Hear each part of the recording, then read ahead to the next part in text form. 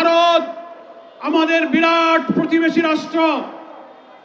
আমাদের বাংলাদেশের চতুর্দিকে প্রায় 4000 কিলোমিটার বিস্তৃত সীমানার প্রায় 32টি বাংলাদেশের জেলার সীমান্তে ভারত অবস্থিত। বরাবরই কাঁটাতারের বেড়ায় পুশিন হত্যা, বর্ডার কিলিং, আমাদের পানি সমস্যা নিয়ে আমাদের প্রতি আপনারা আগ্রাসী আচরণ করেছেন সব সময়ে। কিন্তু এবার দেখতে পাচ্ছি পশ্চিমবঙ্গে বিজেপির শুভেন্দু অধিকারী মুখ্যমন্ত্রী হওয়ার পর নতুন করে আগ্রাসী ভূমিকায় অবতীর্ণ হয়েছেন। আমরা বলতে চাই, ভারতের যে সীমানা, ভারতের স্বাধীনতা, ভারতের সার্বভৌমত্ব, ভারতের অখণ্ডতার প্রতি আমরা শ্রদ্ধাশীল, কিন্তু আপনারা আমাদের অখণ্ডতার প্রতি সম্মান দেখাতে পারেননি।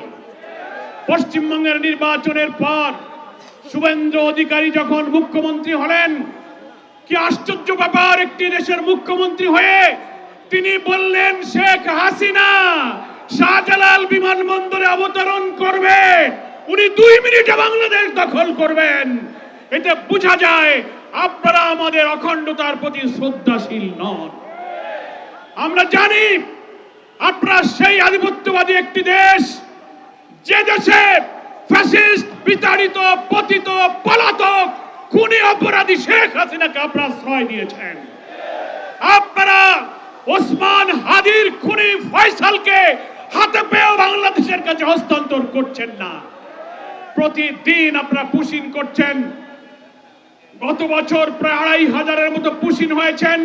শুভেন্দু অধিকারী ক্ষমতায় এসে তিনি নিজেই বলেছেন প্রায় 4500 ব্যক্তিকে নাগরিকত্ব যাচাই বাছাইয়ের প্রক্রিয়ায় তারা পুশিন করেছে। আমরা জানতে পেরেছি গোটা ভারতে প্রায় 90 লক্ষ মানুষকে নাগরিকত্ব আর যাচাই বাছাইয়ের অজুহাত তুলে তালিকাভুক্ত করে পুশিনের আওতায় আনা হয়েছে।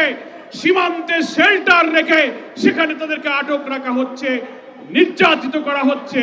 আমরা পরিষ্কার বলতে চাই, আমাদের বীর বিজিবির সৈনিকেরা সীমান্তে যে সাহসিকতার পরিচয় দিচ্ছেন, সীমান্তবর্তী প্রায় 32টি জেলার বীর জনগণ এই পুশিনকে তারা প্রতিরোধ করতে শুরু করেছেন। আপনাদের মনে রাখতে হবে, রৌমারী সীমান্তে, সেই বড়াইবাড়ির সীমান্তে বিডিআর এর সাথে বিএসএফ এর নির্লজ্জ পরাজয়ের ইতিহাস আপনাদেরকে স্মরণ করতে হবে।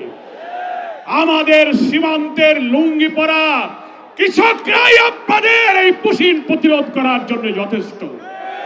তাই আজকে 11 দল যারা আমরা আমাদের অখণ্ডতা, আমাদের স্বাধীনতার লাল সবুজ পতাকাকে সমুন্নত রাখতে বদ্ধপরিকর, আওয়ামী ফ্যাসিবাদকে বিদায়ের পর ক্ষমতাসীন বিএনপি সরকার জনগণের কাছে দেওয়া প্রতিশ্রুতি বিশ্বাস ভঙ্গ করে আবার সেই ফ্যাসিবাদের পথে যাত্রা শুরু করার প্রেক্ষাপটে আমরা 11 দলীয় ঐক্য বাংলাদেশে জনগণের আকাঙ্ক্ষা পূরণের জন্য আবার আমরা আন্দোলন শুরু করেছি।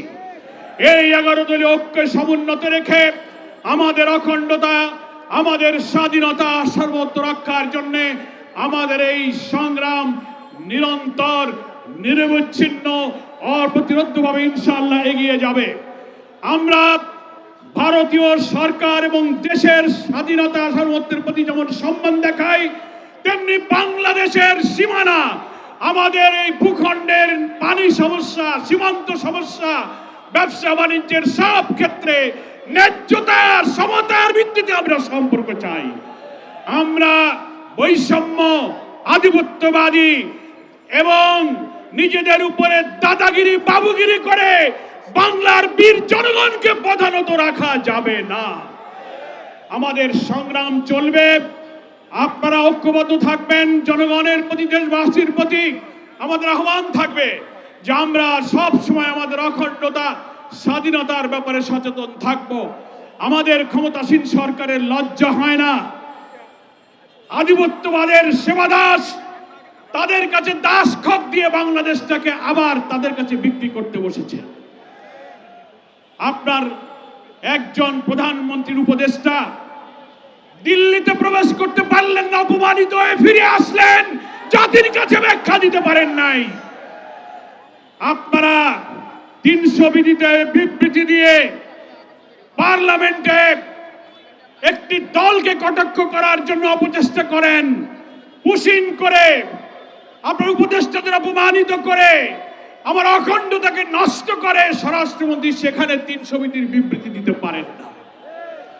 তাই আমরা আজকে শাহবাগ চত্বরের এই মিছিল পূর্ব সমাবেশ থেকে দেশবাসীর প্রতি আহ্বান জানাবো, বিশেষ করে সীমান্তবর্তী 32টি জেলার বীর জনগণকে ধন্যবাদ জানাবো। আপনারা আমাদের লাল সবুজ পতাকাকে পাহারা দেবেন, বুকে অদম্য সাহস নিয়ে ভারতীয় আগ্রাসনের বিরুদ্ধে শক্ত করে আপনারা দাঁড়াবেন।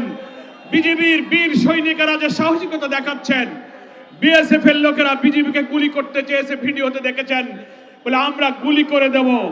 আমার মাটির বীর জনতা তার প্রতিনিধি বিজেপি বলেছে আপনারা গুলি করলে কি আমরা বসে থাকব? এই হচ্ছে বাংলার মানুষের সাহস। ভারতীয় আধিপত্যবাদী শক্তি, বিশেষ করে পশ্চিমবঙ্গে বিজেপির মোদির সেবাদাস শুভেন্দু অধিকারী, আপনি যে ধৃষ্টতা দেখিয়েছেন, বাংলাদেশ দখল করার ধৃষ্টতা, হাসিনাকে শাহজালাল বিমানবন্দরে নামার ধৃষ্টতা, শহীদ ওসমান হাদির খুনি ফয়সালকে আপনি প্রশ্রয় দিয়েছেন। আমরা শহীদ ওসমান হাদির এই চত্বর থেকে ওসমান হাদির খুনিদের বিচার চাই এবং তার এই আটক হত্যাকারীকে বাংলাদেশের আদালতের কাছে সোপর্দ করুন।